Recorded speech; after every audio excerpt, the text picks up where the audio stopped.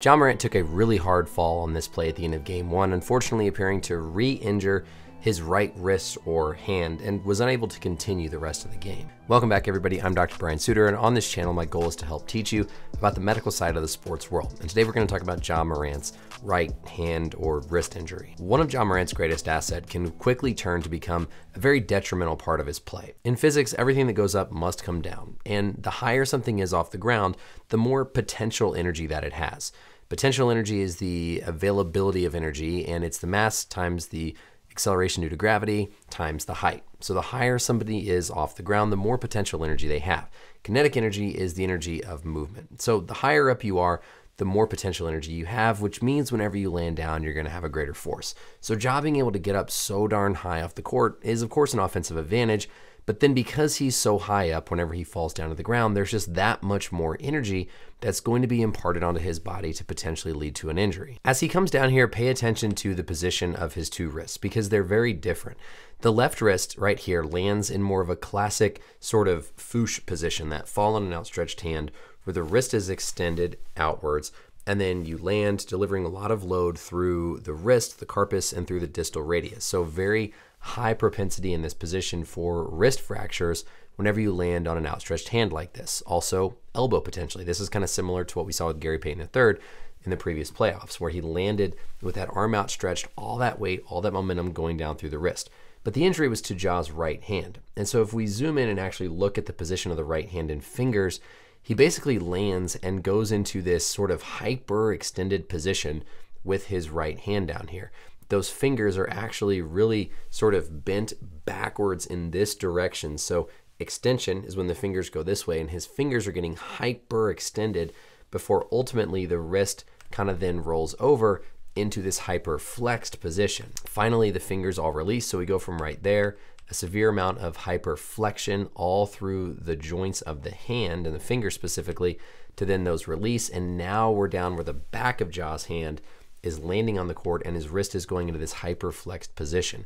Now, thankfully, by this point in time, a lot of his load has already been absorbed by the left arm. So I really am more concerned about possible injury to the hand and the ligaments, the tendons in the hand, more than like a fracture in the wrist. Because again, initially the impact is going to come down. It's going to go through the left wrist kind of in this position. The fingers are being loaded with this hyper extended sort of mechanism.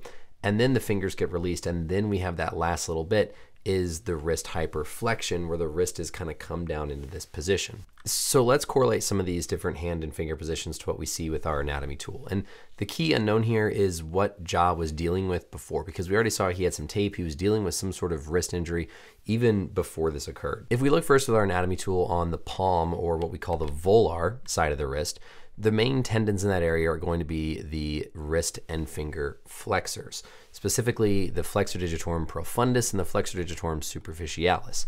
If we kind of go up to the fingers, we can see the difference in those two tendons. The FDP, or the digitorum profundus, goes all the way out to the very farthest tip of the finger. So it's responsible for flexing what we call the DIP, this distal interphalangeal joint. That's going to be the FDP, highlighted here in yellow. And then in close proximity is going to be the FDS, the flexor digitorum superficialis, which is instead responsible for flexing this joint, the proximal interphalangeal joint. So doing kind of this position. So whenever you have any sort of hyperextension where you basically take the hand and you completely stretch it backwards, you're going to be stretching all those tendons running through the fingers. Each of these individual little joints in the fingers also have a key structure called the volar plate. It's this little sort of band of connective tissue that runs on that volar side of that joint. And so the more you hyperextend that joint, the more you can potentially tear that volar plate. Important to know, number two, with these finger flexor muscles is, of course, the tendons go all the way up, very long tendons that cross the wrist, and then the muscle goes up into the forearm. So even when people have an injury to these tendons up in the finger, those tendons might retract and there might be more pain just in general kind of throughout the hand. Other muscles to worry about kind of deeper that are involved with finger flexion are going to be the lumbricals.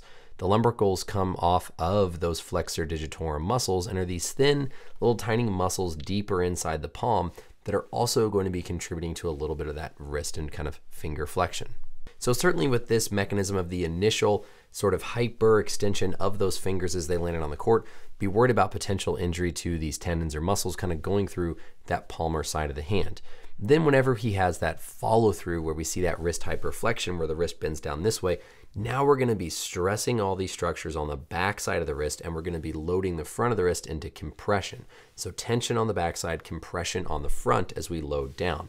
On the back side of the wrist, there's all these tiny little ligaments, these little dorsal wrist ligaments that run between all these bones. And then there's a big capsule that kind of goes across the entirety of the back side of the wrist. So at a minimum here, it would not surprise me if this is at least a significant capsule strain of the backside of Ja's wrist. Now on the back of the hand and wrist are going to be the extensor tendons. So on the front side, we have the flexors. On the back side, we have the extensors that pick the wrist up and pull the fingers up. Now, these probably are not going to be loaded enough in that hyperflexion to have a significant tear. We're probably dealing with more the underlying kind of capsular injury or ligamentous injury, but that's the difference between the palmar or the front side of the hand and the back side of the hand. So now if we remember that anatomy and go back to the play, remember we're focusing on Ja's right hand.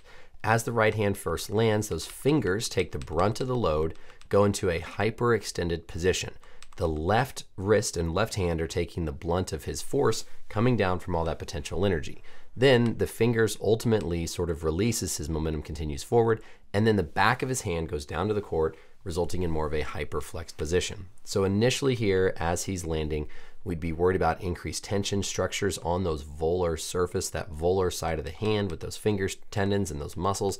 And then as he lands, that wrist hyperflexion is going to potentially stress the structures on the back side of the wrist, leading to something possibly like a capsular strain. Remember, underlying all this, of course, are the bones in the wrist. And anytime we have these weird falls, these weird hyperflexion, hyperextension injuries, you can see a wide variety of just unusual injuries through the wrist. There's so many different little bones in the wrist, that fractures to those bones, potential dislocations of those bones. We can see all those types of things with a mechanism like this. So it's hard to pick out and say, you know, similar with Anthony Davis, this was a stinger, or this is, you know, clearly an elbow or a rotator cuff tear. It's harder to predict the exact injury with a fall like this, but knowing what Ja was dealing with beforehand, the amount of pain that he was in, and just the severe degree of hyperextension we saw with those fingers, I'd be worried about something significant here to at least affect him during this first round. Obviously there at the arena, they're gonna have x-rays to look for fractures, dislocations of the bones in the wrist, but then an MRI scan is gonna be needed to really look at all those little ligaments, look at the tendons, look at the muscles in more detail. It won't surprise me if we end up hearing, you know, number one, there's no fracture, but then number two, something vague like a wrist sprain or a wrist strain, which could be a number of things as we talked about in our anatomy video. It's a little bit harder to make a clear prediction just because of all the structures in that area, the amount of force we saw go through Ja's wrist, but hopefully the anatomy was still educational. I think this is gonna be something that at least lingers a little bit. I don't think this is an absolute nothing injury like Anthony Davis's was. I think there was something here that's probably going to affect Ja at least during the rest of this series, if not result in something more serious that could be requiring a surgery or a more prolonged absence. That's it for the video, everybody. Let me know as always any questions or comments down below. And until next time, we'll see you later. Bye.